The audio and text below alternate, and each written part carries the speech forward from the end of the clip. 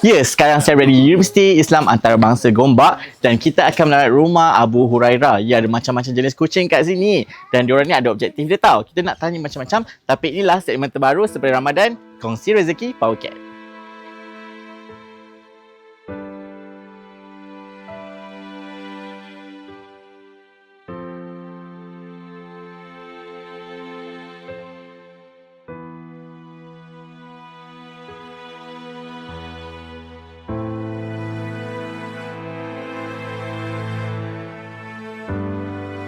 Okey, saya rasa teruja satu sebab bila masuk UIA, tak sangka pula pelajar-pelajar kat sini boleh tubuhkan sendiri dengan inisiatif sendiri nak buat kelab untuk jaga-jaga kucing, semua kucing-kucing jalanan kat sini. Dan saya tak sangka sekali, diorang walaupun student, diorang mampu jaga kucing-kucing sakit dan buat shelter juga tahu.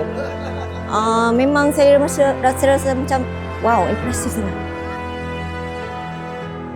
Sempena bulan puasa ni kita sama-sama berkongsi rezeki dan bukan sahaja berkisahkan tentang kita sebagai manusia, tetapi juga untuk haiwan-haiwan yang terbiar seperti kucing-kucing jalanan. So kita berkongsi rezeki dengan mereka.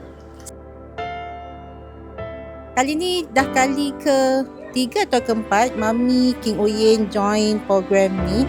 So kami sangat-sangat happy kerana dapat menyumbang sedikit tenaga untuk kucing-kucing. Kali ni bukan kucing-kucing jalanan tetapi di dalam universiti. Alhamdulillah. Jadi kucing-kucing di sini kita dapat berkongsi rezeki dengan lebih banyak lagi sumbangan daripada Powercat dan Adabi. Jadi kucing-kucing di sini memang sudah terjaga. Jadi dengan adanya rezeki ni kita berkongsi rezeki untuk memberi selain daripada makanan dan juga kasih sayang untuk kucing-kucing yang berada di sini.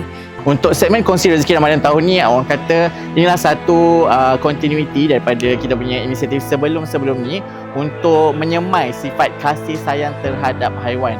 Orang kata di bulan Ramadan ni bukan saja kita menahan lapar dan dahaga, tapi di samping kita menunggu berbuka puasa tu, siapa tahu yang mungkin ada makhluk-makhluk yang kita sayang ni ada yang tak makan lagi. So benda tu yang kita nak cuba instill dengan korang. Cuba bayangkan sambil kita orang kata memahami rasa lapar, dahaga kan, macam-macam cabaran, tapi ada juga yang orang kata yang haiwan yang tidak boleh bersuara, tapi diorang memerlukan kasih sayang anda. Bukan saja dari kasih sayang, mungkin sekurang-kurangnya boleh bagi diorang air dan makan, dan tolonglah jangan lupa bagi diorang makan Powercat.